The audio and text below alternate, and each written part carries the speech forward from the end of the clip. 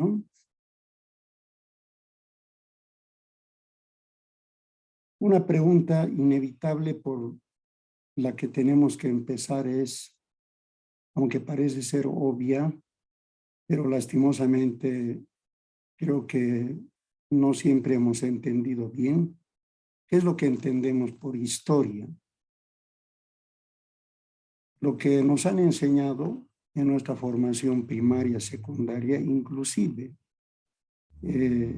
terciaria, es hacernos entender que la historia es el registro de sucesos acaecidos que presentan la idea de hechos pasados y, como siempre solemos decir, lo pasado pisado. Lo que ha sucedido queda atrás. Y realmente la mirada occidental, sobre todo de la historia, ha sido teleológica. Eso significa una mirada lineal hacia adelante y a través de procesos, de etapas que se han superado y no se vuelven a repetir. De hecho, precisamente cuando Augusto Comte presenta su famosa obra La Ley de los Tres Estadios, ahí él está reflejando esa manera moderna, científica de entender la evolución de los pueblos, de las civilizaciones, y él está dando a entender de que han habido etapas de la humanidad que han sido superadas. Por eso que su ley positivista supone, por lo contrario, que hay etapas negativas. La positiva es la moderna y las etapas negativas son la etapa que él llama teológica y metafísica. Que las etapas pasadas se han superado. Las ciencias modernas se constituyen como el desarrollo de etapas de procesos histórico-culturales superados, como que ha habido un continuum en la historia. Pero esa no es la única manera de entender y la visión de la historia. Es muy interesante que, por ejemplo, nuestras culturas andinas son muy semejantes al entendimiento de la historia a las culturas hebreas y orientales. Para las culturas orientales hebreas, la historia es cíclica, se va repitiendo. Es más, los que conocen el quechua y el aymara van a darse cuenta de que cuando están en una fila, al de su delante en quechua, ¿qué le dice un quechua al de su delante? A ver, ¿cuántos saben quechua? ¿Qué le decimos al que está delante de nosotros? ¿Hay algún quechua?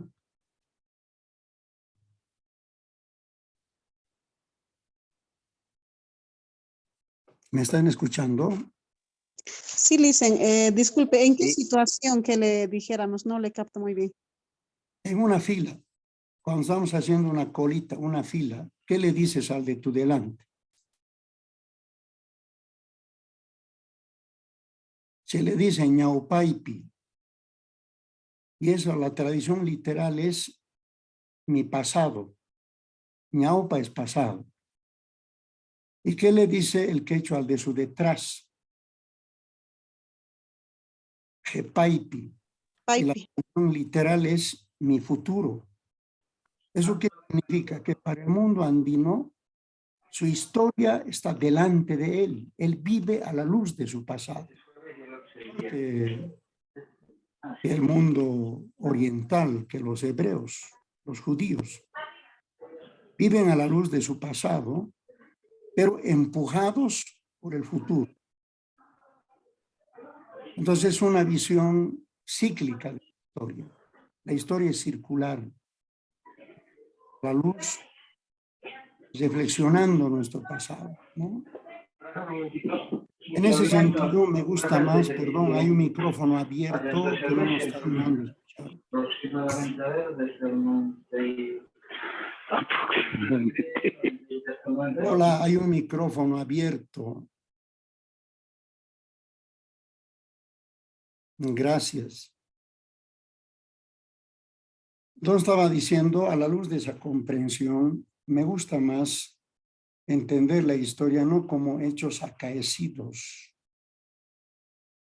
sino como un inventario de recursos ricos que nos ayudan a poder vivir mejor en el presente y proyectarnos mejor al futuro, que entrarían más dentro de una visión cíclica de la historia, no lineal, ¿no?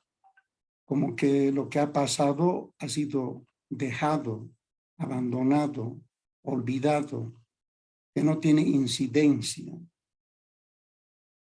Desde una perspectiva más sociológica, Pierre Bourdieu es el que nos ayuda a entender que en realidad la vida en sociedad significa una historia constante en el que nosotros, las sociedades, las culturas, tomamos hechos del pasado, lo conservamos, algunos los modificamos y otros los abandonamos. Es decir, continuamente nosotros al hacer historia en la vida, porque lo que estamos en este momento haciendo dentro de una hora es historia, continuamente estamos construyendo. Esa es una perspectiva constructivista de la historia, ¿no? Entonces, hay que entender la historia como la vida que se ha desarrollado y que nos ofrece un rico inventario que nos puede ayudar a no repetir errores que se han cometido, a poder proyectarnos mejor hacia el futuro. Por esa razón, hay que preguntarnos en segundo lugar, cuando estamos hablando de historia, ¿de qué historia estamos hablando? Primero entendiendo ese concepto, que hay esos dos conceptos, ¿no? Ese concepto antiguo de la historia como sucesos pasados que nos han llevado a muchos a tomar una actitud. Por ejemplo, yo me recuerdo en colegio historia aburrido. ¿Por qué? Porque tiene que ver con el pasado, ¿qué tiene que ver con nosotros? No, las materias de historia eran materias que no nos motivaban, no nos atraían, porque tenían que ver con cosas del pasado. Pero ¿qué me llevaba a mí a tomar esa actitud? Esa idea, esa comprensión de que la historia tiene que ver con lo que ha pasado.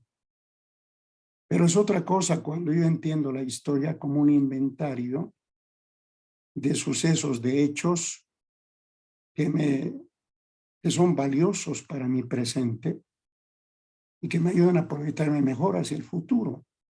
Es desde esa perspectiva que nuestro historiador boliviano Zené Zavaleta dice: un pueblo sin historia es un pueblo sin presente ni futuro. No dice un pueblo sin pasado. Un pueblo sin historia, sin tener presente su historia, es un pueblo que no tiene presente ni tiene futuro. Pero en segundo lugar hay que preguntarnos, ¿qué historia? Porque cuando estamos hablando de historia no estamos hablando solo de una corriente o de una perspectiva, hay perspectivas históricas. Por eso que en esas perspectivas hay que preguntarnos cuál, cómo, por qué, ¿no? Y de hecho, las corrientes historiográficas básicamente son la corriente positivista, la historicista, la materialista y lo que ahora se llama la nueva historia o la historia de los anales. Entonces, antes de empezar el desarrollo de la historia de la legislación de la educación superior, sería bueno que nosotros tengamos en claro cuál de estas corrientes vamos a tomar y cuál de estas corrientes vamos a seguir. o vamos a tomarlas en cuenta las cuatro, ¿no es cierto?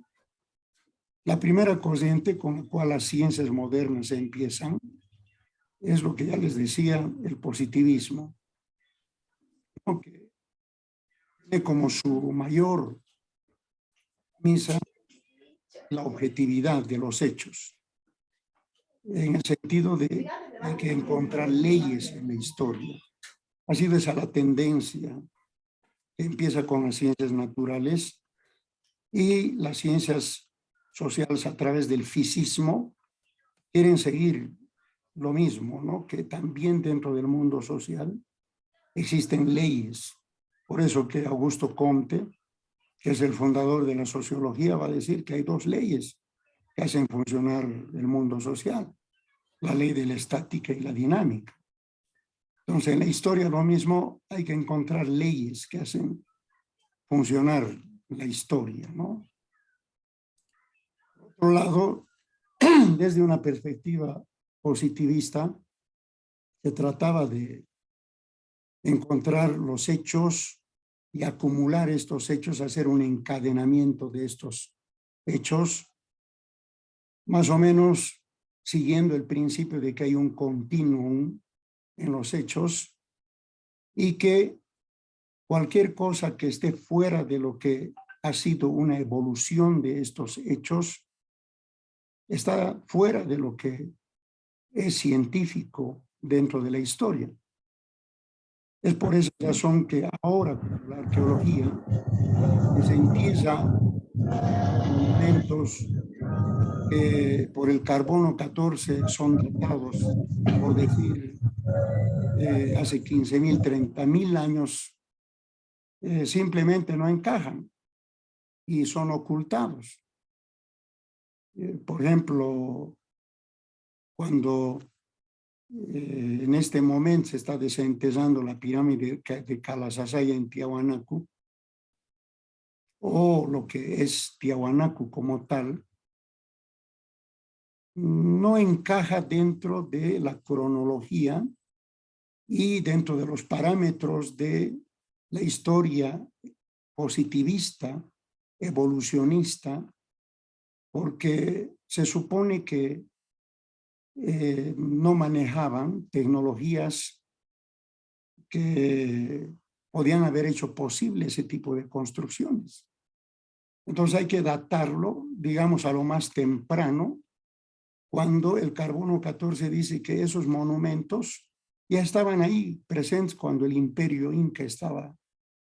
Y ellos mismos, los cronistas, Polo de Ondegardo, César de León, todos ellos dicen que los incas decían que es monumentos, y varios otros, por ejemplo, en Cusco mismo, por ejemplo, las murallas de Ollantaytambo ya estaban ahí presentes.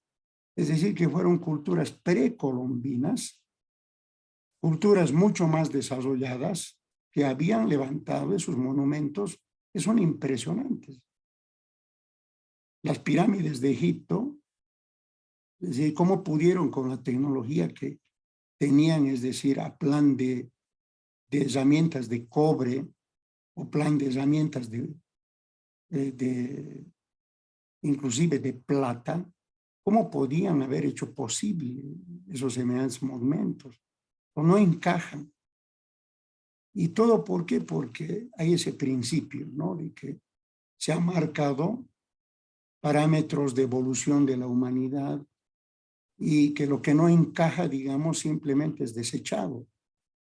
Pero cada vez más se está encontrando de que la manera como se ha entendido y cómo se ha periodizado la historia, la evolución de la humanidad, no es como se ha establecido. Es decir, hay monumentos que son realmente muy antiguos, que aunque no queramos nos tienen que llevar a repensar de que la historia no es como se ha periodizado, sino que es de otra manera. Y precisamente cuando hablemos de la historia de la legislación de la educación superior, nos vamos a encontrar con eso. Otro aspecto muy relevante para ellos, para estas corrientes historiográficas, es que la investigación básicamente apunta a la acumulación de datos y a dejar que los datos hablen por sí mismos. Esa es la premisa del positivismo. Que el dato, el hecho es independiente de aquel que quiere conocerlo. No le influye. El dato habla por sí mismo. Es independiente de nosotros. En otras palabras, el historiador no se mete, sino que el dato está hablando por sí mismo. Pero eso justamente va a ser puesto en cuestión. Más adelante lo voy a mostrar en una discusión entre Smith y Acton, dos historiadores de dos escuelas diferentes. Y es precisamente uno de ellos que está cuestionando esa manera de construir la historia o de entender la historia, ¿no? Entonces, la segunda corriente es el historicismo de Ranke, que floreció en el siglo XIX. Ranke dice que los hechos son únicos y no se repiten, y no se pueden entender más allá de las condiciones y las circunstancias en las que se han dado. Es decir, los hechos son singulares, irrepetibles, ¿no? Pero, por otro lado, no están a favor de que hay leyes históricas. Y la tercera corriente es el materialismo de Marx. Marx entendía que, siguiéndole a Feuerbach, entendía que el desarrollo histórico de la humanidad en buena medida se ha dado de una manera dialéctica. Eso significa a través de confrontaciones, a través de revoluciones, de luchas violentas, de manera que hay que entender que el feudalismo es la superación del esclavismo y el mercantilismo es la superación de la lucha del feudalismo, de los señores feudales con los siervos de la gleba, y el capitalismo en buena medida es la superación también del mercantilismo y la confrontación de dos clases, los burgueses y los obreros, y que es un destino manifiesto para Marx la llegada de un nuevo orden social a través de la superación y la confrontación de estas dos clases, trabajadoras, obreras y burgueses, y ese estado social material va a ser el socialismo o comunismo. Y detrás de eso también percibimos que Marx está siguiendo que hay una ley dialéctica, pero que tristemente no se ha dado. Y una de las obras que va demostrando esa es la de Mandel, que nos habla de que las veces que el capitalismo ha entrado en crisis es cuando ha resurgido con mayor fuerza. Por ejemplo, la crisis de los 30, la quiebra de la bolsa, el crack de la bolsa en Nueva York, que todos pensaban de que ha terminado ahí el capitalismo, pero después resurge con mayor poder. Tanto así que Mandel va a terminar siendo el capitalismo como una bestia de muchas cabezas, ¿no? Entonces, esa ley de que sí o sí va a venir después del capitalismo no se ha dado hasta ahora. Tristemente, más bien aquellos países que supuestamente han entrado dentro de un modelo comunista como la ex Unión Soviética, con la perestroika otra vez han vuelto a lo que es el capitalismo, aunque nominalmente viven dentro de lo que es una ideología socialista, pero está viviendo el capitalismo. Y eso es lo que está pasando también con los demás países, ¿no? Entonces, sin embargo, algo que podemos destacar nosotros del materialismo, de esta corriente histórica, es que Marx va a subrayar que la historia en buena medida está definida y determinada no por esas clases dominantes, sino por aquellos que construyen las realidades materiales, es decir, por esas clases obreras, por esas grandes mayorías, ¿no?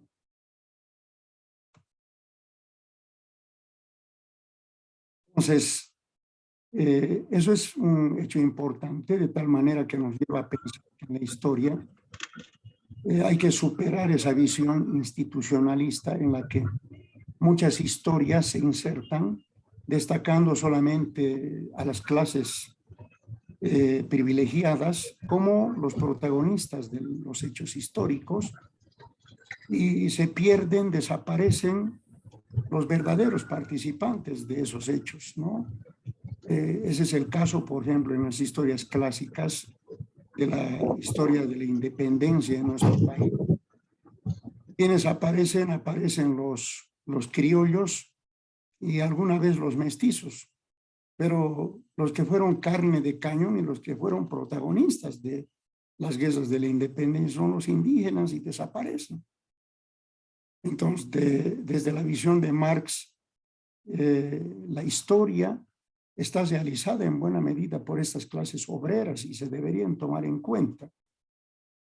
Y de hecho, ese aporte es rescatado por la escuela de los anales, representada por Bloch y Braudel, que se llama La historia de la vida cotidiana. En buena medida, esta escuela, esta corriente, pone su acento en que la historia no se reduce a hechos sobresalientes, sino todo lo que se hace es historia, aún los hechos banales. Entonces debe ser tomado en cuenta, por eso que se llama la historia de la vida cotidiana. Pero por otro lado también en ese rescate de lo que Marx ya decía, de que se debe tomar en cuenta a todos los actores que han protagonizado el hecho, no solamente a los actores privilegiados o las clases dominantes, sino a todos los que han sido parte de ese acontecimiento. En la historia de todos los países existen hitos importantes. Por ejemplo, para nosotros es un hito muy importante la Revolución del 52 o la Guerra del Chaco. Entonces, no es justo que ahí solamente se tome en cuenta a ciertos actores cuando hay muchos otros actores que han protagonizado esos hitos, esas transformaciones en nuestra historia, ¿no es cierto? ¿Cuál de estas historias vamos a seguir? Vamos a seguir esta historia, la última, la de los anales de la vida cotidiana. Bueno, una tercera pregunta es ¿cómo periodizaríamos la historia de la legislación de la educación superior?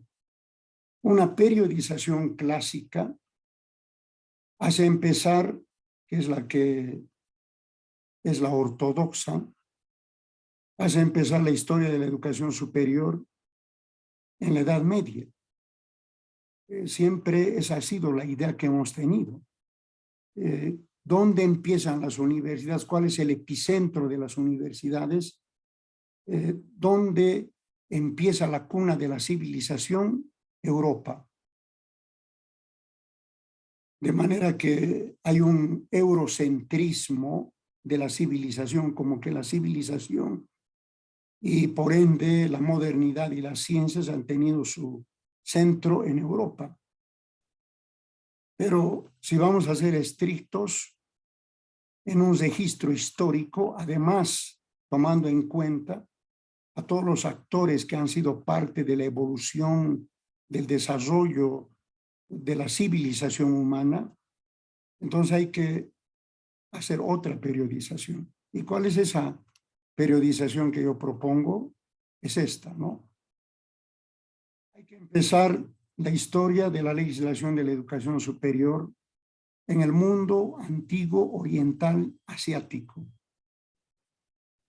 Los antecedentes de la educación superior, no por especulaciones, no por imaginación, sino por hechos evidentes que existen, empiezan no en el occidente, sino en el oriente.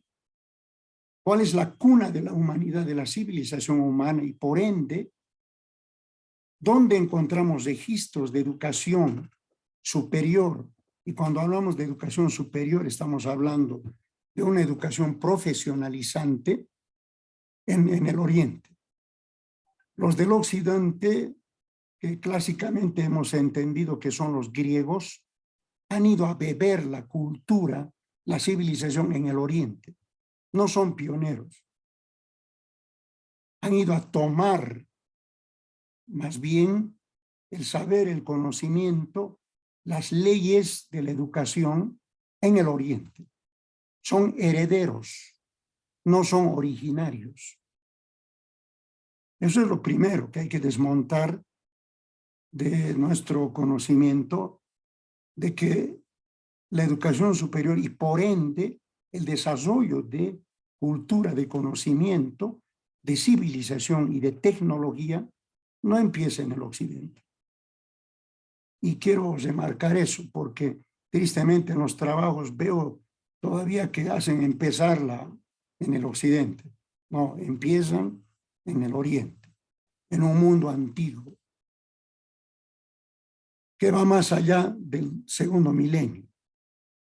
Cuando estamos hablando del segundo milenio antes de Cristo, estamos hablando del 1900 antes de Cristo, pero va más allá del 1900.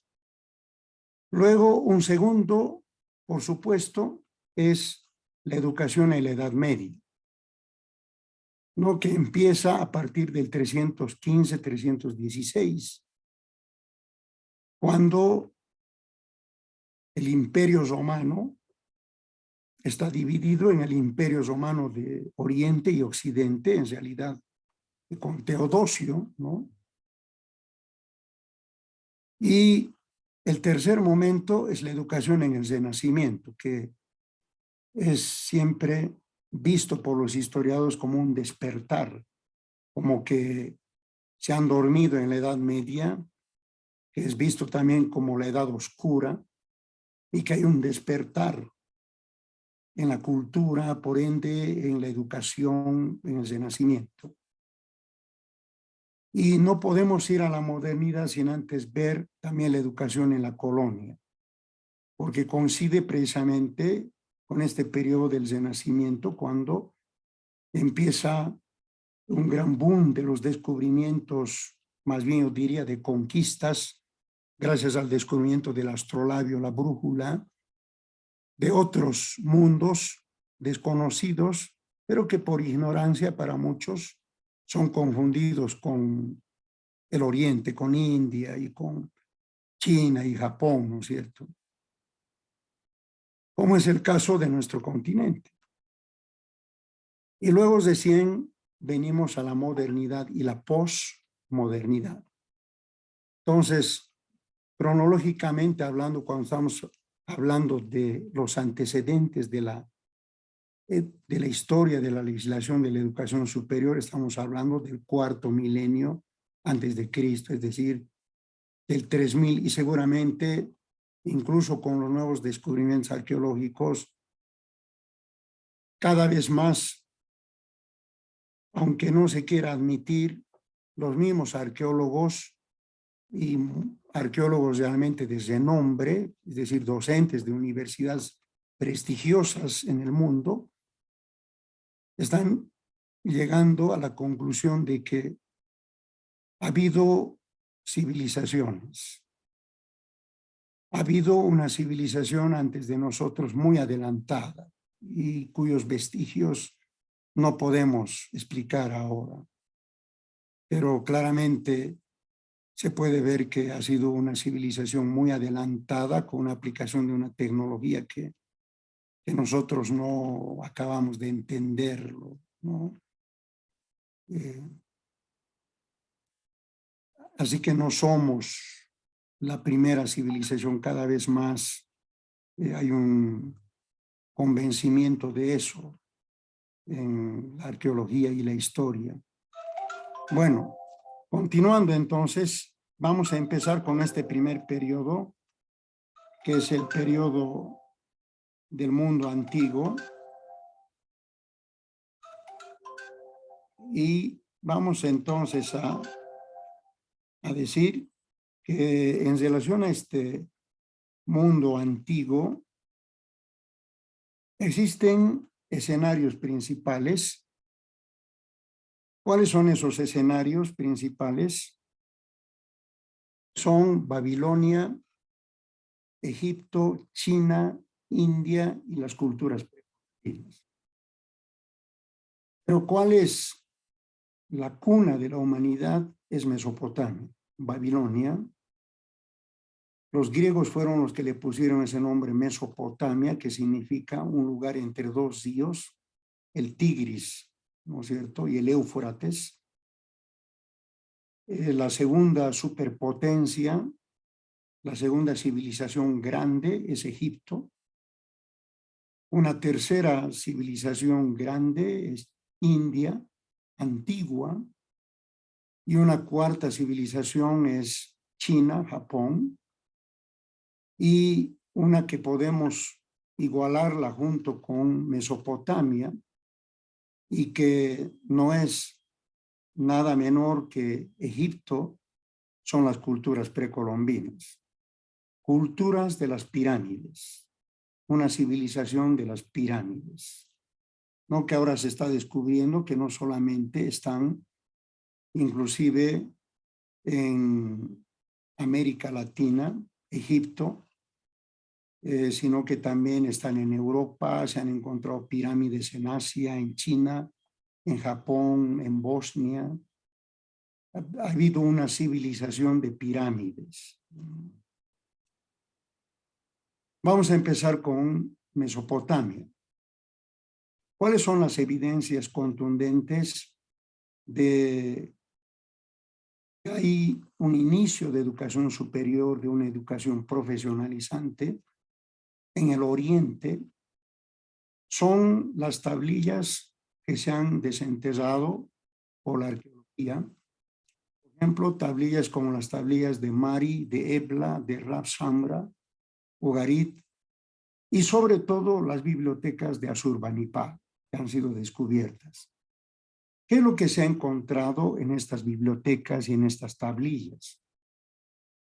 Dos aspectos que confirman de una educación profesionalizante, de una educación terciaria. La primera son las leyes de Urnamo, anteriores a las leyes de Hammurabi. Es decir, las leyes de Hammurabi son muy posteriores.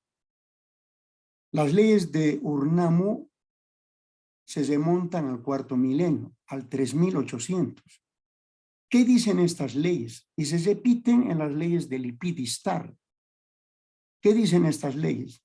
Que la educación profesional en astronomía, en física, en medicina, en las leyes, en la literatura y en otros campos del conocimiento, no debería de reducirse a las clases privilegiadas. Debería ser para todos. ¿De qué estamos hablando? ¿De qué están hablando estas leyes? De una reforma educativa, de una reforma legislativa que está hablando de que la educación superior debería socializarse a todas las clases. ¿En qué contexto? En el contexto en el que en estas culturas la educación estaba ligada a las clases privilegiadas, las castas altas. El pensamiento mesopotámico, que va a ser continuado también por las culturas medo-persas, es un pensamiento dualista. Dividían el mundo y la vida en dos esferas, esfera superior, esfera inferior, así como el cielo y la tierra. Los reyes y las clases nobles, ¿de dónde vienen? Vienen del cielo. Pertenecen a las clases superiores. Y todos los demás que no son nobles pertenecen a la tierra y deben vivir para servir a las clases superiores. Entonces entendían que la educación, el conocimiento, los misterios del conocimiento y para las demás profesiones operativas estaban solamente reducidas a esas clases nobles, ¿no? Pero estas leyes, como la ley de Urnamo, la ley de Lipidistar, nos hacen dar cuenta de que para el tercer milenio, para el segundo milenio, todos participaban de la educación profesionalizante. Es decir, 2000 años antes de Cristo, ya existían 4.000 años antes, pero 2.000 años antes ya todos podían estudiar en una educación profesionalizante, ¿no? ¿Qué carreras principalmente se destacaban? Astronomía, matemáticas, seguramente también física, literatura, leyes, ¿no?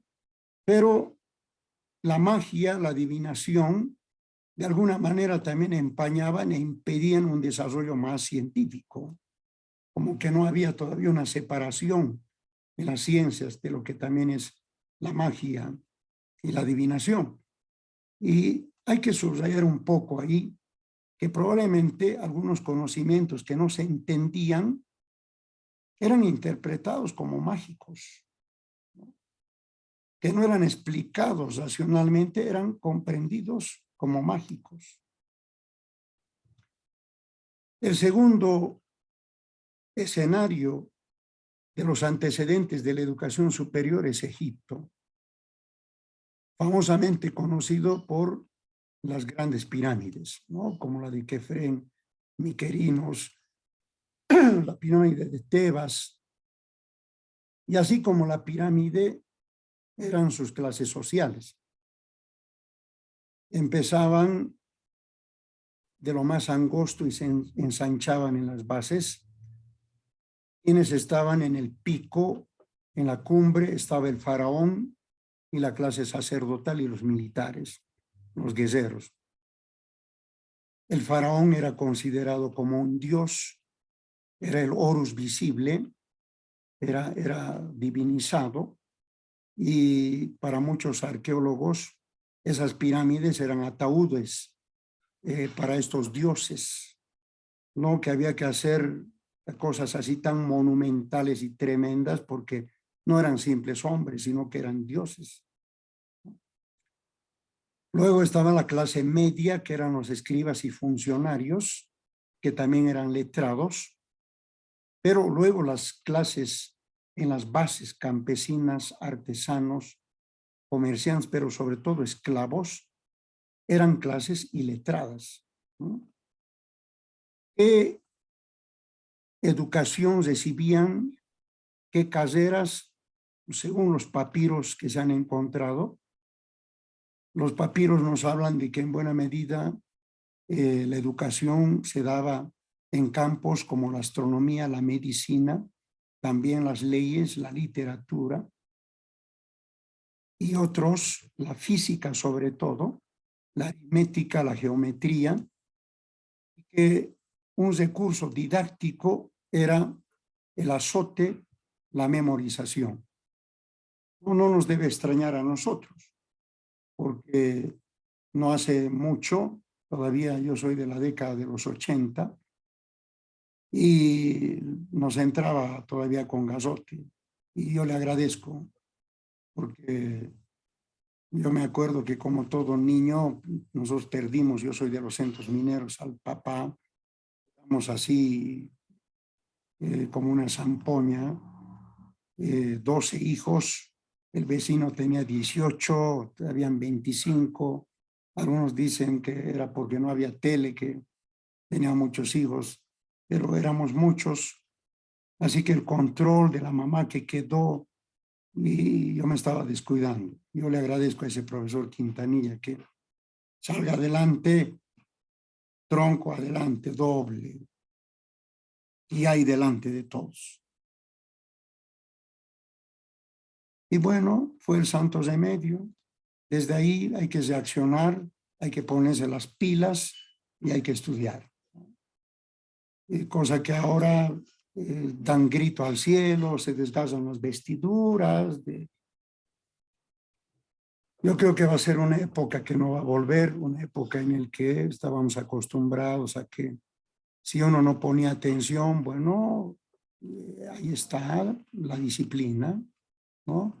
Entonces en Egipto era así, se usaba el garrote y la memorización, aunque la memorización no siempre es lo más recomendable, ¿no?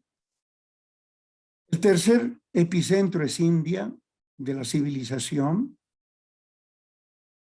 El sánscrito es considerado como uno de los una de las lenguas madres más antiguas, ¿no? Uno de los escritos más antiguos de la India, nos inclusive de una cultura que construyó máquinas. Se puede ver el desarrollo cultural en las construcciones de la India, pero otra vez lo mismo que en Mesopotamia y en Egipto, altamente elitizado, muy marcado en la India. ¿No? Ahí están la clase superior de los brahmanes, que son sacerdotes intelectuales, los cátiras, guerreros y reyes, también letrados, los vasayas, comerciantes, también letrados, ya desde los shudras, trabajadores, y los dalits o intocables, y letrados. Entonces había una educación diversa, pero que dependía de la casta. Es decir, la casta de los intocables y los shudras jamás podían acceder a la educación. Había una función mística del todo, una tremenda influencia del budismo y pues, del hinduismo en la educación, ¿no? La educación en China va a ser un poco diferente a las demás, sobre todo teóricamente hablando en relación a la elitización de la educación superior, porque se consideraba al emperador, se lo consideraba al que era la cabeza del imperio en las culturas chinas y japonesas como el hermano mayor. Es muy afín a las culturas andinas. El nombre Curaca en quechua significa Curaj, el hermano mayor. Es decir, no es el que está por encima de mí, sino es mi hermano, solo que es el hermano mayor, ¿no? Aunque ahora tiene otro matiz, tristemente, ¿no? Pero era de esa manera visto, el emperador como un padre universal, y sus funcionarios, que eran los servidores públicos que deberían tener conocimiento en los diferentes campos, eran los mandarines, eran los hombres cultos, y para llegar a esa posición había que dar exámenes. Pero ¿quiénes eran los que daban esos exámenes? Aquellos que tenían el poder económico. En definitiva, se llegaba a lo mismo. Las clases empobrecidas, que eran las clases campesinas mayoritarias, como no tenían el recurso económico, no podían postularse para dar los exámenes, para ser mandarines, ¿no? Así que quienes podían eran los que tenían, las clases nobles, pudientes, tenían el poder económico. Había un tremendo énfasis en lo que son los valores, sobre todo el respeto hasta el día de hoy, ¿no es cierto?, a los mayores, los ancianos, sus tradiciones bien arraigadas, ¿no?, de una reverencia a los antiguos, a los mayores. Es más, es un culto a sus muertos, ¿no? Entonces había un ideal práctico político en la educación superior, ¿no? Esos exámenes estatales, como decía, eran solamente para los que podían. Un cuarto grupo es la cultura hebrea, la cultura judía, que desde sus orígenes procede de Mesopotamia. La fuente que nos habla de la historia es la fuente bíblica, y nos habla de que el originario, la simiente de este pueblo, fue Abraham, que salió de Ur, de los caldeos, es decir, en el segundo milenio, en una época que según las reformas de Urucagina, todos conocían la educación.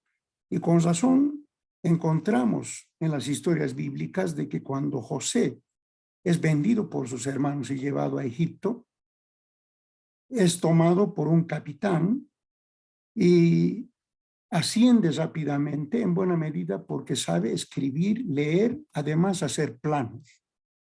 es decir, sabe geometría, sabe física. La pregunta, ¿dónde aprendió? ¿De quiénes aprendió? De los padres hacia los hijos.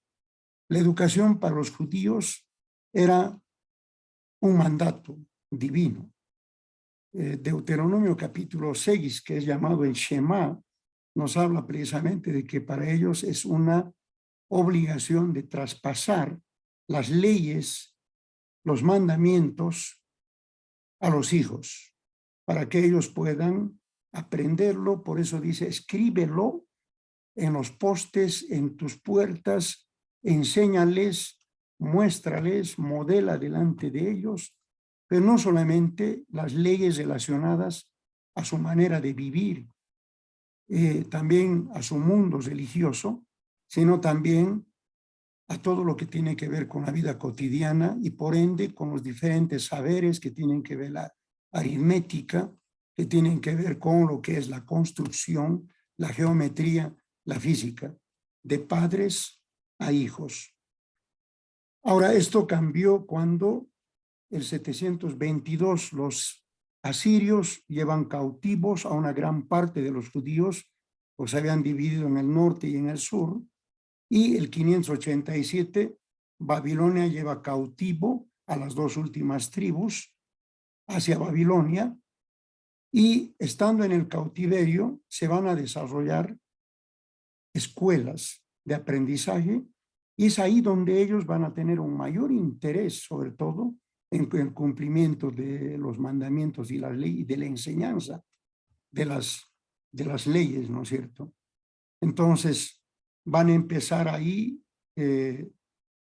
un espacio en el que se va a enseñar la lectura, la escritura, pero también otros saberes, y van a tener un tremendo énfasis en lo que es sobre todo la ética, su manera de vivir, que ha heredado, ¿no es cierto?, el cristianismo también. Y que en buena medida su educación es un imperativo de su creencia religiosa monoteísta, ¿no?, que ellos deben de educar, deben saber escribir y leer.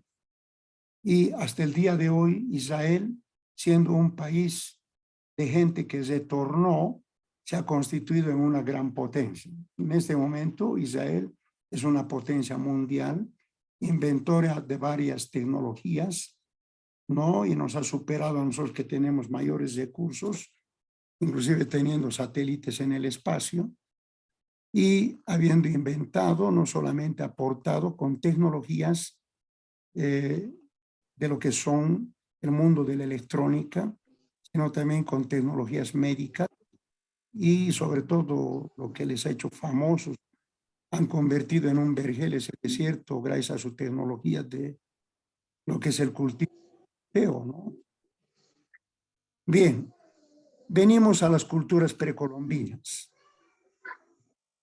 Ahí están las culturas mesoamericanas como la maya, la azteca, que nombran hasta el día de hoy una escritura jeroglífica.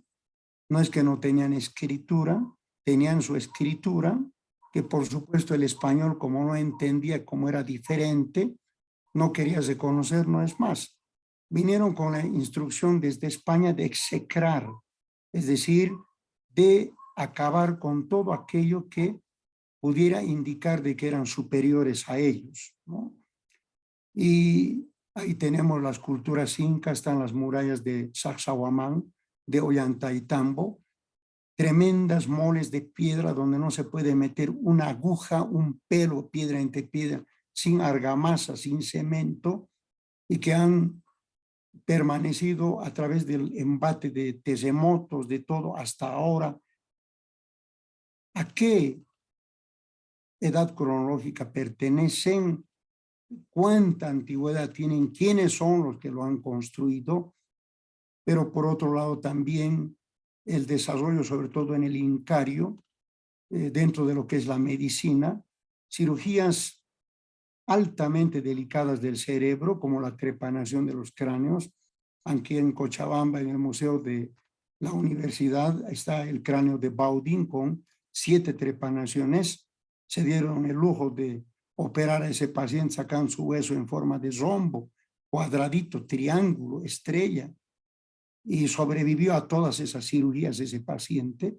Cuando en España se curaba con caca de gallina, de paloma, sangría, estaban lejos de lo que es la tecnología en cuanto a la medicina, la tecnología de la construcción. Para muchos, los quipus, un sistema memotécnico de contabilidad nada más, pero Ciesa de León lo dice así literalmente. Una ñusta vino a confesarse, dice, y así como yo de un diario estuviera leyendo, ella tocaba los hilillos de diferentes colores y algunos los dejaba. Y cuando la pregunté, ¿por qué no tocas? Porque eso solo lo voy a confesar al Pachacamac, que significa Pachacamac, el hacedor del mundo, del universo. Y lo dice literalmente Ciesa de León. Me estaba leyendo su vida desde esos hilillos. Y la verdad es de que, según sobre todo este cronista, que fue uno de los que estaban con Pizarro, y que es uno de los que realmente en su crónica es diferente a las demás crónicas, el famoso Betanzos, él dice así literalmente, ¿no? De que fue Pachacútec el que había cambiado el sistema de escritura. Su mismo nombre significa el reformador, el que hace dar la vuelta al mundo, porque los chancas, que eran enemigos, en buena medida se enteraban de las estrategias por el tipo de escritura que se encontró, que se llama los Khelka Rapazasilla. En el quechua aparece la palabra Khelkai, que significa escribir. Si no existiría esa, si no hubiera escritura. Es decir, existe la palabra Khelkai, que significa escribir. Y los Khelka Rapazasilla son un sistema de escritura que hay, ¿no? Y fue reemplazado por otro sistema mucho más complejo, que es un sistema de formas y de colores, que implica mayor capacidad de retención mental, ¿no? Que en buena medida el sistema, el software de computadoras usa él. Y en buena medida, para muchos, son los quipus. Se nos habla de que habían esos sabios que para los mayas eran esa gente que enseñaba a las clases nobles, a las clases guerreras, también los artesanos, pero también en el Incario lo tenemos a los Amauta, que eran los filósofos eruditos, que enseñaban también desde una cierta edad en diferentes áreas, no solamente de la ciencia, sino también de la propia vida, la propia administración del Estado, ¿no? Entonces, esos son los inicios de la educación superior. ¿Qué le podemos llamar nosotros a esos vestigios, a esos testimonios, productos tecnológicos que nosotros vemos en nuestros museos? No le podemos llamar productos de culturas atrasadas, culturas ignorantes, sino productos de culturas de saberes, de educación superior, profesionalizante, que desgraciadamente ha sido enterrada por los españoles. Estoy absolutamente de acuerdo con Tezán Todorov cuando Todorov dice que desgraciadamente la historia que se ha escrito ha sido una historia en la que se ha invisibilizado y sobre todo se ha impuesto a nuestras culturas algo que no son. Primero se los pone un nombre que no les corresponde, indios, que es una expresión de ignorancia, porque el mismo Colón en su diario dice, he llegado, dice, al Zipango, estoy bajando al Quersono, y cuando llego a San Salvador, digo, he llegado a la India. el tipo estaba más perdido que, como decimos nosotros, una gaviota en el desierto boliviano, ¿no es cierto?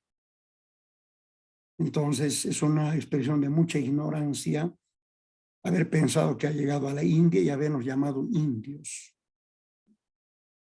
Así que lo que vemos es innegable, los monumentos, esas construcciones, esos saberes que los ingenieros japoneses han explicado en la Isla del Sol y la Luna, que cuando alguna vez ustedes vayan les va a llamar la atención que el agua está subiendo y uno se pregunta, pero no hay motor abajo, ¿qué es lo que sube? Y la explicación es que ellos ya habían desarrollado la física de fuerzas magnéticas. Es decir, ¿cómo podemos llamarlo a eso un conocimiento primario y no profesionalizante? ¿Qué le vas a llamar a la física y a la matemática del cero? ¿Le vas a llamar un conocimiento primario? No podemos. ¿Qué le vas a llamar a esa tecnología de cirugías, de construcciones, de conocimientos astronómicos que son mucho más exactos que el occidental y que nuestra propia ciencia ha desarrollado? Escapa de nuestra capacidad de entender muchos de los monumentos que encontramos ahora, y todo eso al final simplemente significa que el español enterró una cultura sin lápida. Es decir, enterró todo un desarrollo de conocimiento milenario.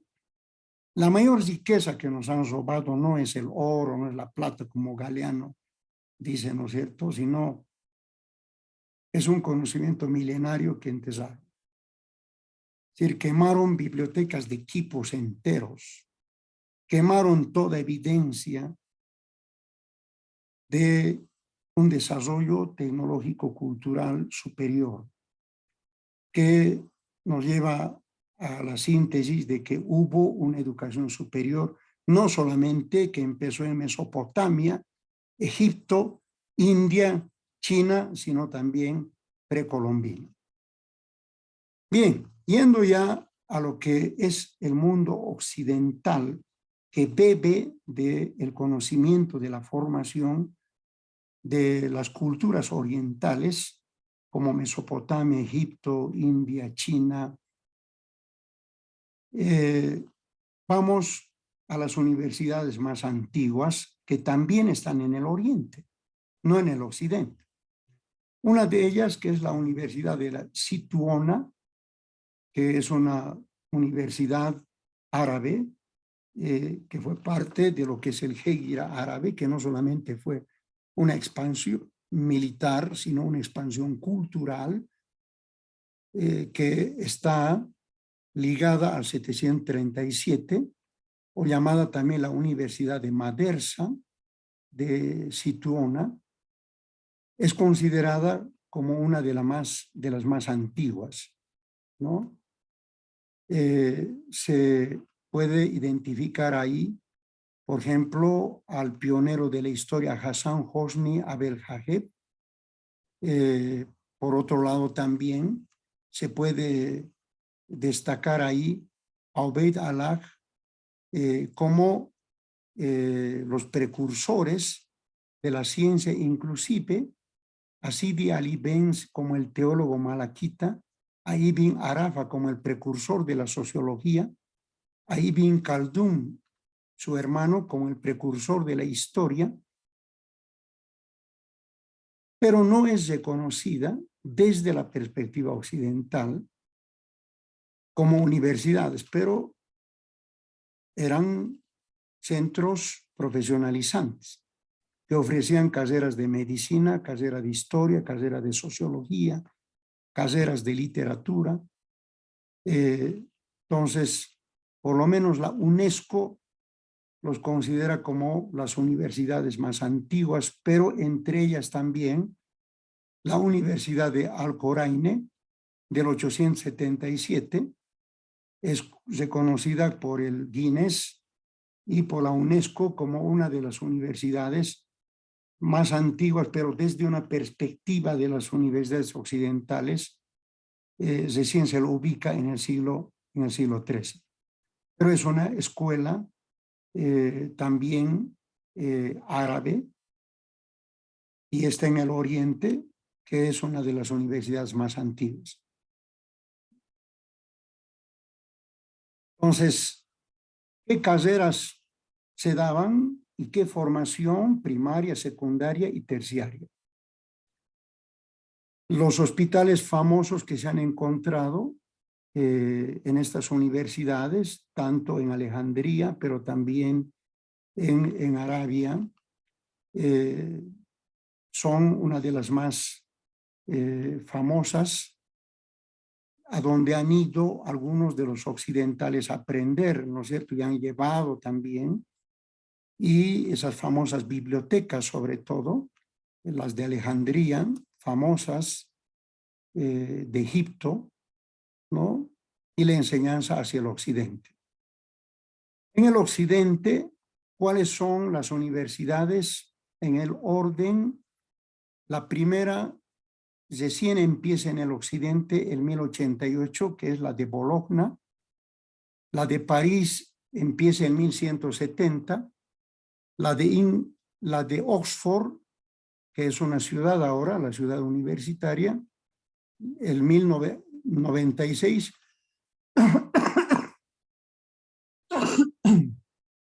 Perdón. La de Cambridge, que también es de Inglaterra, el 1208. La Universidad de Valencia, que pertenece a España, del 1208. La de Arezzo, que pertenece a Italia, del 1215. La de Salamanca, el 1218, que sería el siglo XIII.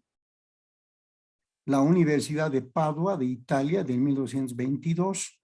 La Universidad de Nápoles, del 1224, también de Italia. La Universidad de Traverso, de Italia, del 1231. La de Siena, de Italia también, del 1240. La de Valladolid, de España, del 1241. La Universidad de Montpellier, de Francia, del 1289. La Universidad de Mazareta, de Italia, del 1290. La Universidad de Coimbra, de Portugal, del 1290. La Universidad de Alcalá, que pertenece a España, del 1293. La de Sapienza, de Italia, del 1303. La Universidad de Perugia, de Italia, del 1308. La Universidad de la Florencia, de Italia, del 1321. La de Camerino, de Italia, del 1336. La de Pisa, también de Italia, del 1343, que sería el siglo XIV. La Universidad de Praga, de Checa, el 1348. La Universidad de Pavia, de Italia, del 1361. La Universidad de Cracovia, de Polonia, 1364. La de Viena, Austria, del 1365. La Universidad de Pécs, de Hungría, de 1367. La Universidad de Heidelberg, de Alemania, del 1386. La Universidad de Colonia, de Alemania, del 1388. La de Ferrara, de Italia, del 1391. La de Erfurt, que conozco, de Alemania, del 1392. La Universidad de Sara, de Croacia, de 1396. La de Torino, de Italia, del 1404, que ya sería el siglo XV. La Universidad de Leipzig, de Alemania, del 1409. La de Escocia, de Andrew, perdón, pertenece a Escocia. La de Rostock, de Alemania, también del 1419. La de Lovaina, de Bélgica, famosa universidad con la cual la San Simón y otras tienen un convenio, del 1495. La de Poitiers, de Francia, del 1431. La de Catania, de Italia, del 1434.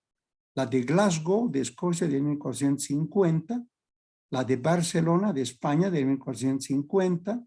La de Estambul, de Turquía, la Universidad de Greifswald de Alemania, la de Friburgo de Alemania también del 1456, de Basilea de Suecia del 1460, la de Baviera de Alemania del 1472, la Universidad de Uppsala de Suecia también del 1477, la Universidad de Copenhague de Dinamarca del 1479, la Universidad de Tübingen, que también conozco, la de Alemania del 1477, la Universidad de Génova de Italia del 1481, la Universidad de Aberdeen de Escocia del 1494, de Compostela, de Santiago de Compostela de España del 1495 y finalmente la Universidad de Valencia de España del 99.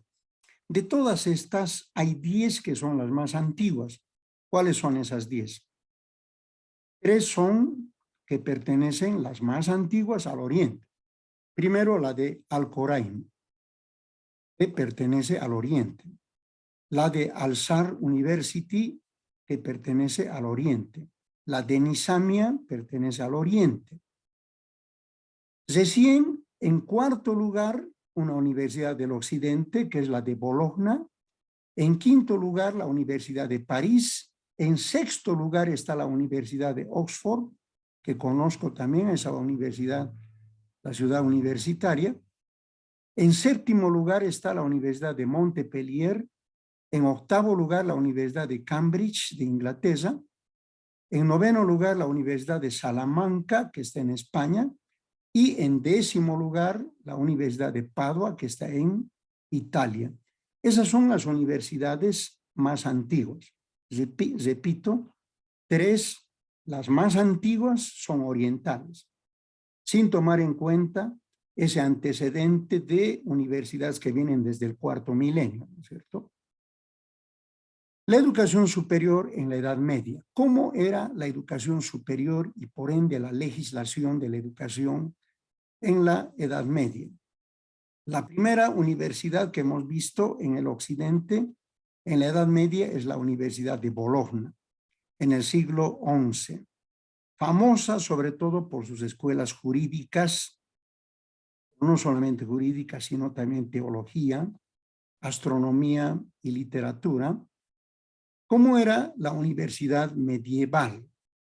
El modelo universitario era de tipo elitista. Es decir, todavía ese resabio antiguo continúa en la Edad Media, quienes podían educarse, gente de clases nobles y sobre todo gente que contaba con el capital económico y empiezan con un carácter privado. Pertenecían a las demandas de círculos de profesionales, pero también de estudiantes que requerían el saber, y los profesionales eran los vendedores del conocimiento y del saber. Entonces, nacen como iniciativas de personas en forma privada, no estatales, ¿no? Aunque posteriormente van a ser asimiladas estas universidades como estatales.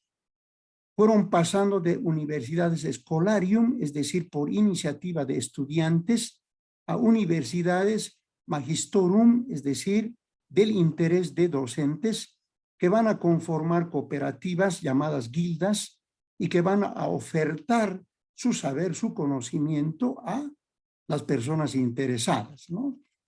Pero hay que subrayar, empiezan como universidades con un alto interés, sobre todo en la teología. Entonces, ¿en qué consistía en buena medida? En la interpretación de textos bíblicos, ¿no? El modelo universitario de tipo profesoral, es decir, de interés más de los docentes que ofrecían su conocimiento, era la Universidad de Oxford en París. Bueno, Oxford es de Inglaterra, pero también la de París. Las primeras universidades fueron expresión de gremios de maestros, ¿no? Eran instituciones de tipo corporativo académicos en los cuales los propietarios del saber, del conocimiento, como decía, buscaban transferir a aquellos que querían comprar los conocimientos.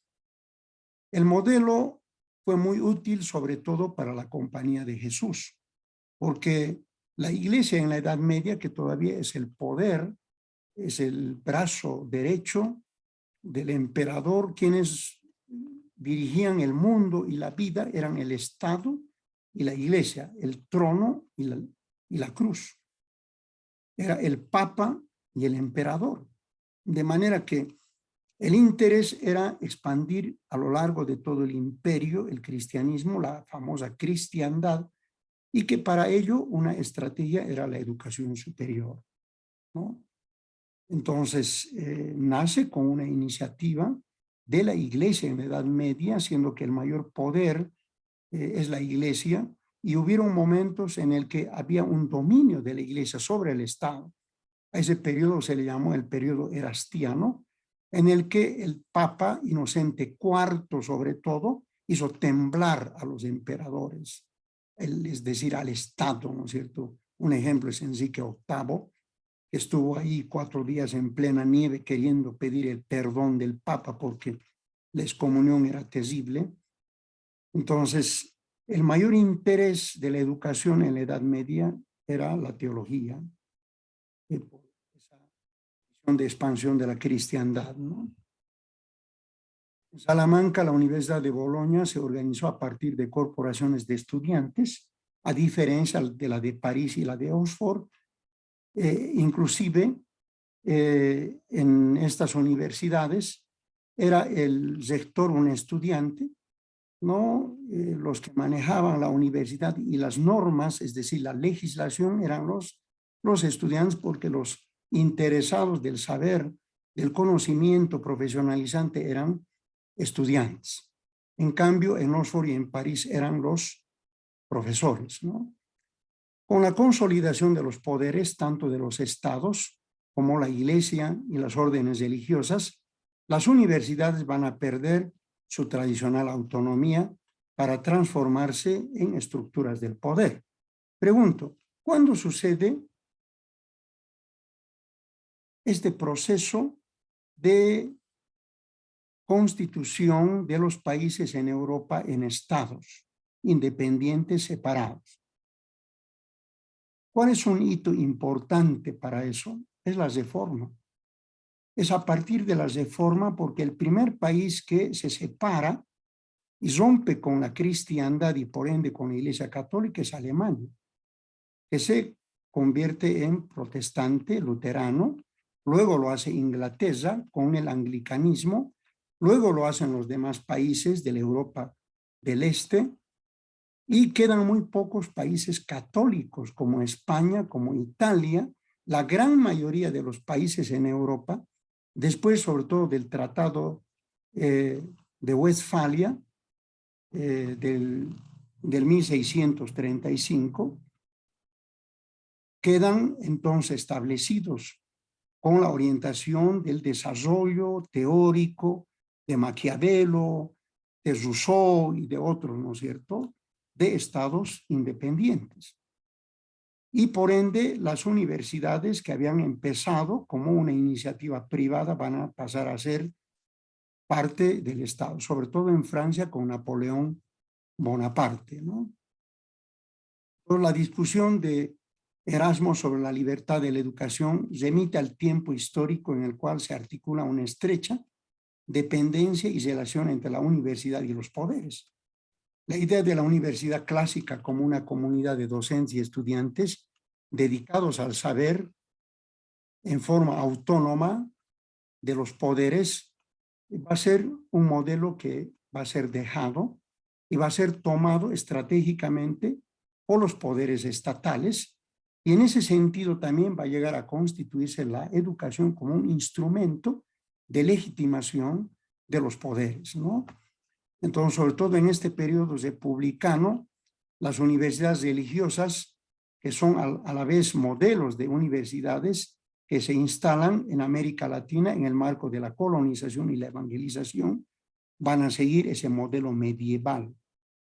Es decir, cuando en el resto de Europa, las universidades, empezando con la Universidad de Oxford, la Universidad de Erfurt, la Universidad de Frankfurt en Alemania, y las demás universidades en el resto de Europa, que eran universidades protestantes, van a estar en un pleno desarrollo tecnológico, el atraso se queda en los países que se quedan con el catolicismo y nos van a traer ese modelo atrasado de universidades en estos lados llamados colonias, ¿no? Entonces, la universidad medieval en síntesis es una universidad con un matiz altamente religioso, centralizado en las órdenes, en el papado. Tienen un carácter internacional, es decir, los estudiantes pueden ir a diferentes países a prepararse con el interés, sobre todo de la profesión que quieren obtener. Va a tener una orientación a la formación de cuadros religiosos, una baja pertinencia local, es decir, no responde a las necesidades de las grandes mayorías de las bases de la sociedad, sino a un interés de la iglesia, un enfoque religioso en los saberes y en las enseñanzas.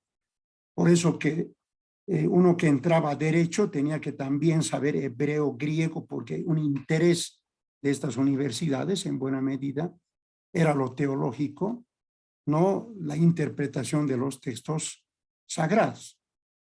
La educación superior en el Renacimiento, pero antes de pasar al Renacimiento, si hay alguna preguntita hasta acá, algún comentario, alguna pregunta de lo que son los antecedentes de la educación superior en el mundo oriental, las universidades más antiguas, la universidad en la Edad Media. Si hay preguntas, comentarios, adelante.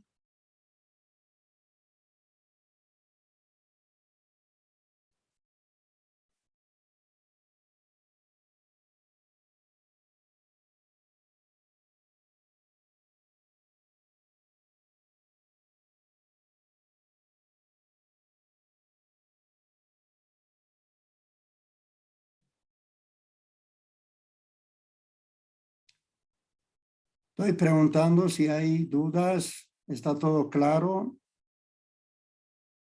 Si hay comentarios.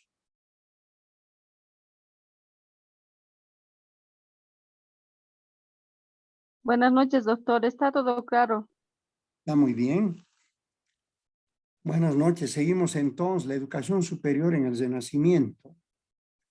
En esta era o periodo que he visto como un despertar, el Renacimiento en buena medida va a constituirse como un alejamiento de las viejas creencias y estructuras y pensamientos y paradigmas medievales, ¿no?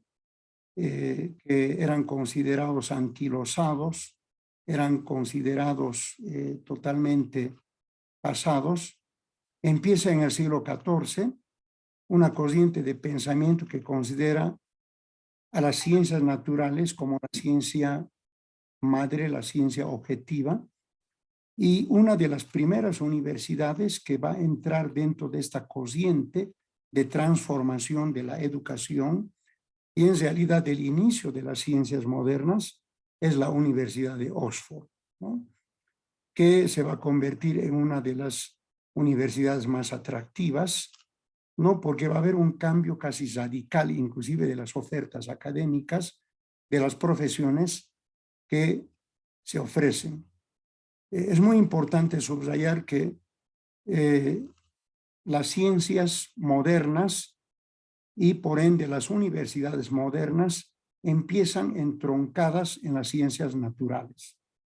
En realidad son las ciencias naturales que van a dar el modelo de lo que es el conocimiento científico, el método, y se hablaba de un solo método, de un monismo metodológico, ¿no es cierto? Y por ende también de las leyes y la legislación de la educación superior. ¿En qué exactamente consistió esta transformación? ¿No?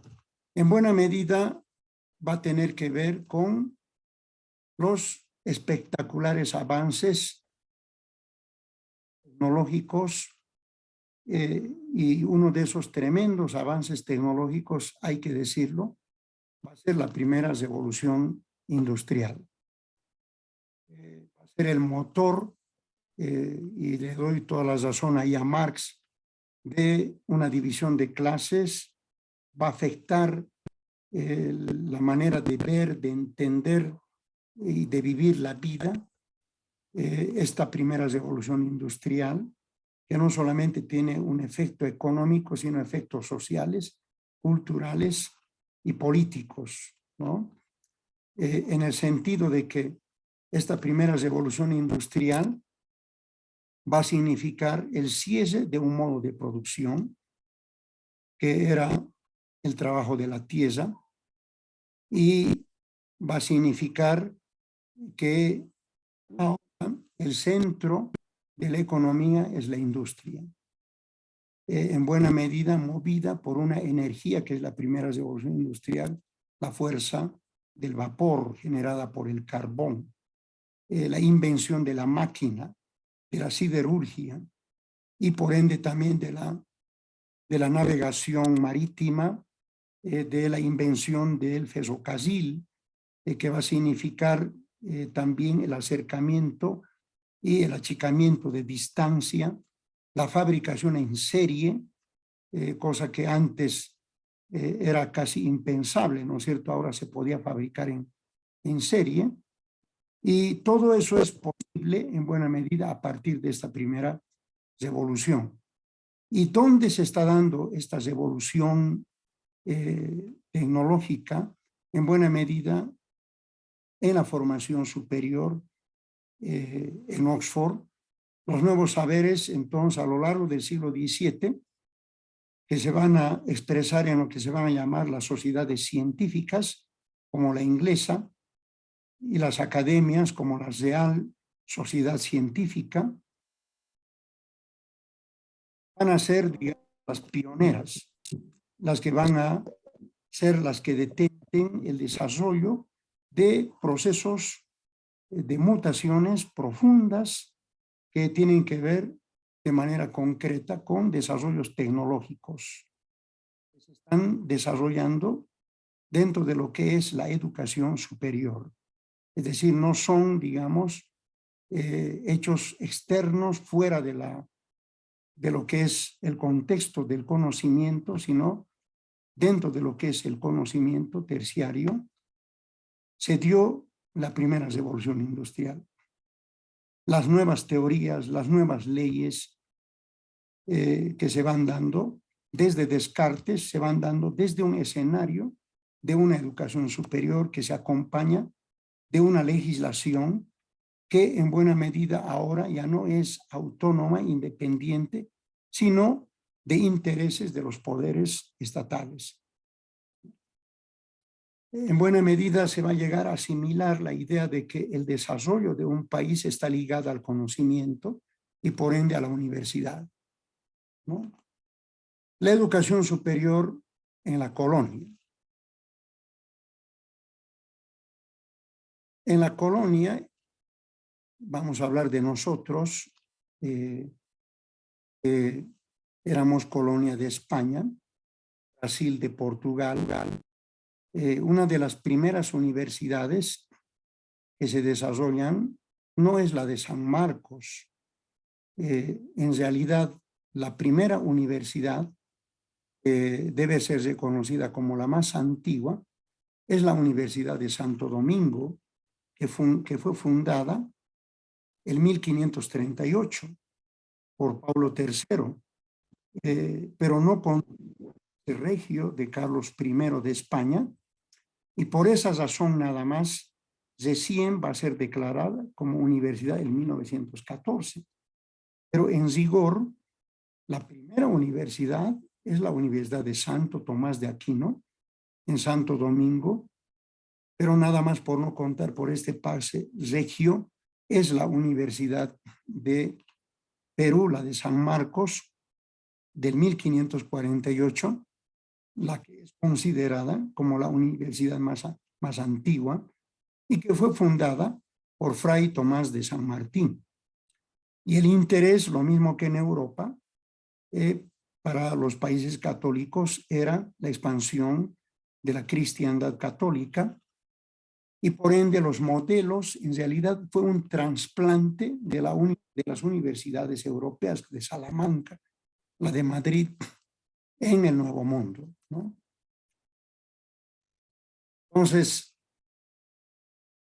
hasta ahora, una de las universidades antiguas y una de las buenas universidades en Perú es la de San Marcos. ¿Cuáles son las características principales de esta universidad en la colonia, que es un trasplante de las universidades de España? Tienen ese medieval que se resisten a la reforma y por ende también a las transformaciones de saberes, de conocimientos y de tecnología de las otras universidades protestantes, ¿no? Son de carácter internacional, es decir, los estudiantes en la colonia podían ir hacia Europa a estudiar, empezar estudiando acá. Era altamente elitista, solamente para las clases, para los chapetones blancos y a lo mucho para los criollos, una baja pertinencia local. En ningún momento esas universidades significaron una reflexión de cómo podría responder al contexto de la colonia del Nuevo Mundo. Eran universidades de trasplante, tal como funcionaban en Europa, por eso una baja pertinencia local, un enfoque altamente religioso, un impreciso borde público-privado. La educación superior en la Edad Moderna desde la Revolución Francesa. La Universidad Republicana. El modelo que va a predominar en el periodo republicano bajo Napoleón Bonaparte va a ser un modelo estatista, es decir, controlada por el Estado. La Revolución Francesa en 1891 va a acabar con los gremios de profesores y con esa visión antigua de un régimen y una visión jacobina, va a haber entonces un control y un dominio del Estado para el sistema educativo superior, ¿no?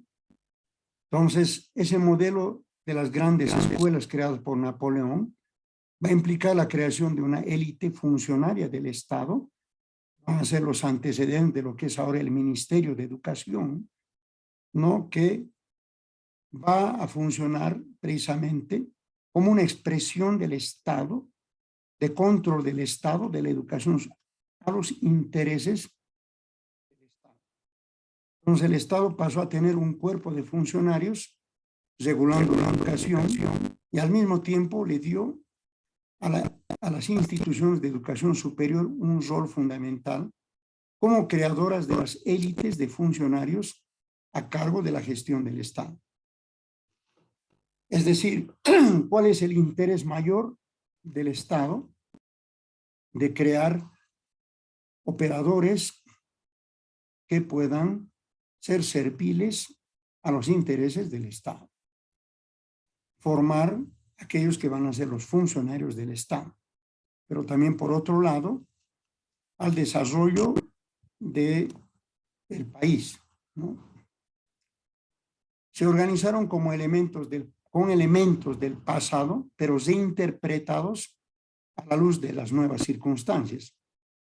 El elemento fundamental que se va a introducir van a ser las profesiones, algunas de las cuales ya habían sido reconocidas y reguladas en el tiempo. En el medioevo, las profesiones van a estar sujetas a normas, tanto académicas como gremiales, y en algunos casos eclesiales.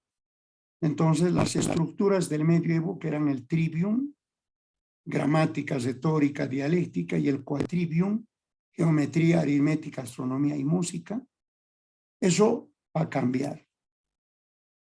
En la época moderna, el rol de las universidades pasa de tener el acento en el saber, por el saber, a la formación profesional. Es decir, ya no es suficiente solamente saber, sino el saber hacer. Se van a denominar así por la costumbre de profesorar a través de una ceremonia especial al ser recibidos al interior de un gremio y por ello estar facultados para dedicarse a un determinado saber, con el compromiso de guardar los secretos de la congregación. Muy temprano en Europa, en este periodo republicano, y se va a dar también en el modelo humboldtiano, y esta herencia va a pasar a Estados Unidos, a Japón. La formación va a sufrir una importante mutación, la formación terciaria. Ya no es el saber por el saber, el profesional porque tiene el conocimiento, sino a un saber por el hacer y por una demostración del saber. Más adelante explicamos de manera más detallada, pero ese es un elemento que en buena medida cualificado no solamente el interés de que el ser profesional no solamente es tener un cartón, sino es tener un dominio, es haber adquirido destrezas, conocimientos, habilidades o competencias. Va a haber un ente al cual hay que demostrarle que estamos munidos de las competencias que esa profesión requiere para tener el permiso de ejercer la profesión. Cosa que no va a suceder en el Nuevo Mundo, en América Latina, hasta el día de hoy. Porque ahora lo que se persigue es el cartón. No interesa. Si se puede decir en una universidad, si dice un docente, yo como docente en la San Simón, digo a mis estudiantes, todos están aprobados sin venir, sin asistir, sin dar exámenes, serían los más felices. Van a tener una licenciatura sin tener ningún tipo de competencia, serían los más felices.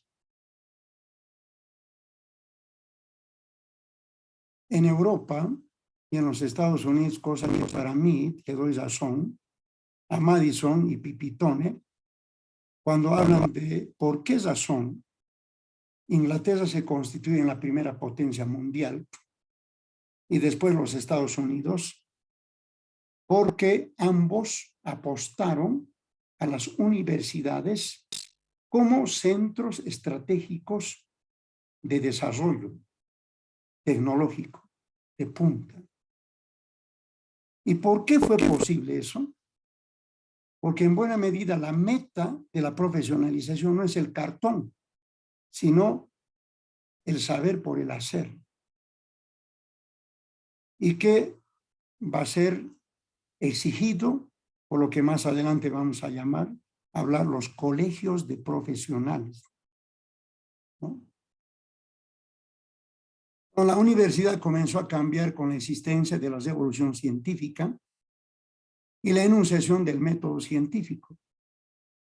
En buena medida tiene que ver con la experimentación, que el saber ahora, en buena medida, el conocimiento, no tiene que ver con la especulación, sino con la demostración, la verificación matemática a través de la experimentación. Entonces, fue reemplazado la verdad revelada por la verificación, la demostración. Las disciplinas se articulan a partir de los esquemas de Descartes, de Kant. El método, en buena medida, tiene que ver con observar, analizar, describir, explicar, predecir, controlar. La meta ahora del conocimiento científico en las ciencias modernas es tener control. Como el primer elemento con el que nacen las ciencias modernas, la primera fuente de conocimiento es la naturaleza, que va a llevar a la premisa de lo que va a ser el conocimiento científico de que la realidad es como un reloj, gobernada por leyes invariables que permiten observar, describir, analizar, predecir, explicar antes, predecir y controlar. La meta ha de ser controlar. Y eso mismo por el ticismo en las ciencias sociales. Las ciencias sociales nacen como ciencias de control de la sociedad. ¿Por qué? Porque son asimilables a la naturaleza. Emilio Durkheim, Comte, el mismo Marx entienden a la sociedad igual que la naturaleza, como un reloj que está gobernado por leyes invariables y que podemos encontrar regularidades que nos pueden permitir predecir su comportamiento y controlar a la sociedad. De hecho, Emilio Durkheim habla de los sociólogos como los médicos de la sociedad, que deben encargarse de las patologías sociales. Entonces, esa es la premisa fundamental de las ciencias modernas y del método científico. Por eso que Francis Bacon va a llegar a decir que la finalidad de las ciencias modernas es crear inteligencia autónoma. No solamente controlar la naturaleza, sino de crear una inteligencia que piense por sí misma, que es a donde estamos yendo ahora. Entonces, la estructura de la Universidad Napoleónica va a ser una estructura, a diferencia de la Humboldtiana, en el que se va a separar la investigación de la formación académica. La investigación se va a localizar a los institutos de investigación y la formación a las universidades. Tristemente, las universidades latinoamericanas hemos seguido ese modelo. La investigación se lleva a cabo en los institutos, pero no en la formación, en el proceso formativo, ¿no? Pero ese modelo empieza en el modelo napoleónico. Las escuelas van a comenzar a otorgar licencias para ejercer legítimamente la profesión en la sociedad. Eran entendidas por profesionales habilitados para enseñar lo que le estaba diciendo, pero no necesariamente maestros. Los antiguos magistri, dedicados a la investigación y al cultivo del saber, orientados a la formación de profesionales, demandaba. Pero aquí hay que subrayar ese hecho de que es una escuela la que acredita y la que da permiso al que se ha formado en ese nivel terciario. No es un cartón. Termina su profesión, debe demostrar que está munido de las competencias de esa profesión para tener el permiso. Los institutos, para agrupar a quienes quisieran dedicarse a labores investigativas, científicas, se van a formar como nuevas estructuras totalmente dedicados a descubrir nuevos conocimientos, nuevas tecnologías, ¿no? Y que más tarde se van a llamar los politécnicos, y hasta el día de hoy fue esa influencia también a los Estados Unidos, ¿no? En donde se van a dedicar a la innovación tecnológica, al descubrimiento de nuevas tecnologías, de nuevos conocimientos. Entonces, la ciencia pura queda en manos de los institutos. El descubrimiento de nuevos saberes, de nuevas tecnologías, manos de los institutos. Luego van a aparecer las escuelas de altos estudios, el antecedente de los posgrados, unidades en las cuales para su ingreso se va a requerir que uno haya terminado la carrera de grado universitario. En cambio, el modelo investigativo va a estar en Alemania, en el modelo humboldtiano.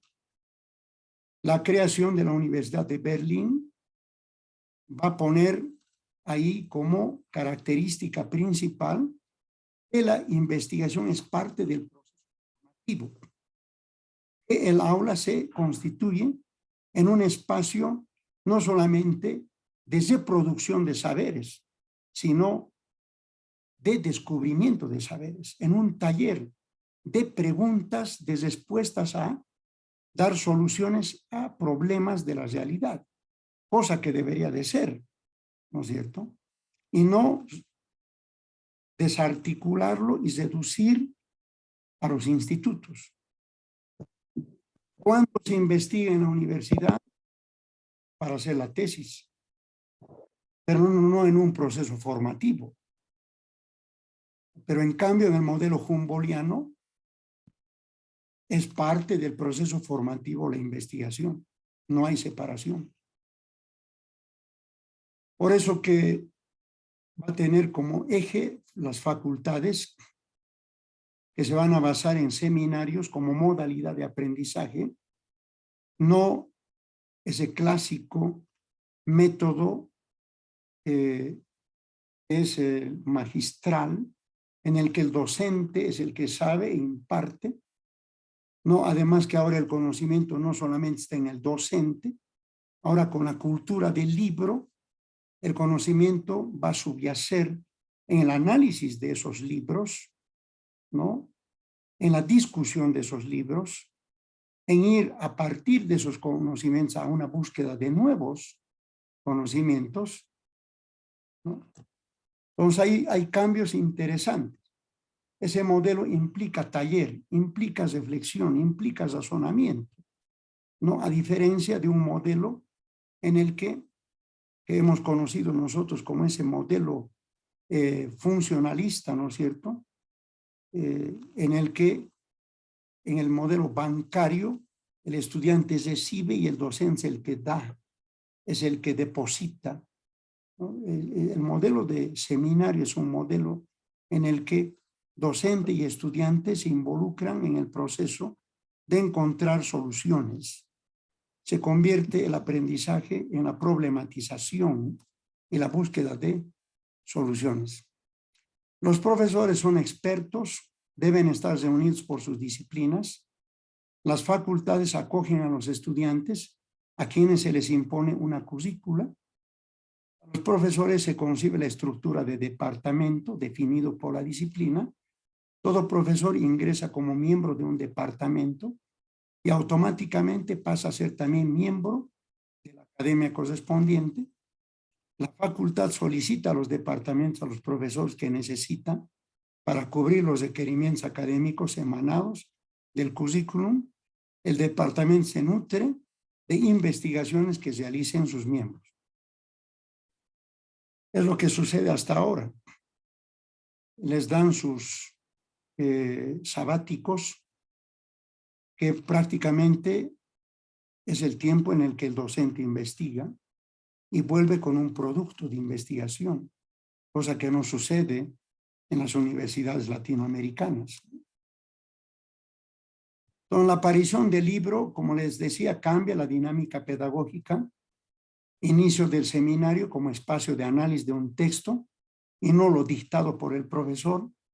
El seminario como modalidad de enseñanza-aprendizaje, centralizada en el estudio del libro para desmenuzar sus ideas, debatirlas y crear nuevas ideas.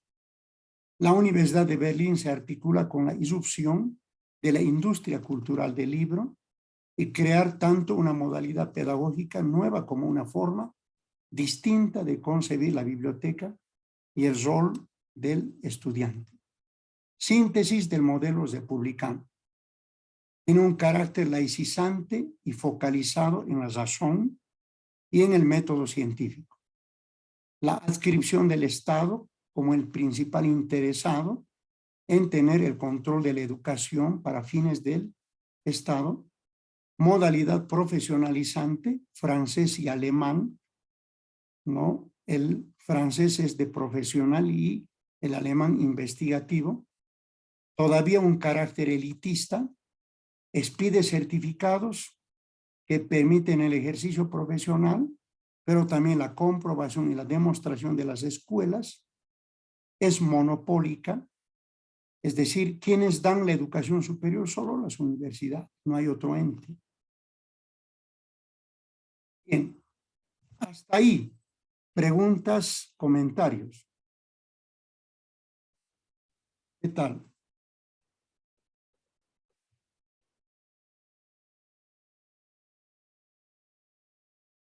Pueden decir, preguntar sobre el modelo republicano francés, alemán, es parte ya de la educación moderna,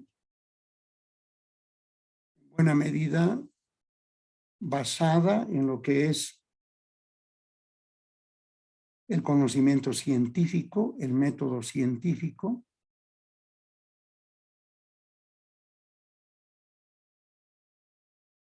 Legislado por el gobierno, un ministerio de educación puesta por el gobierno. Vamos a ver otros modelos legislativos. Sugiero que veamos hasta esta parte y continuemos mañana con el modelo japonés, el modelo norteamericano, y luego vengamos a lo que es la educación en América Latina y terminemos con lo que es la educación superior en Bolivia, ¿no? El día de mañana. No sé qué les parece.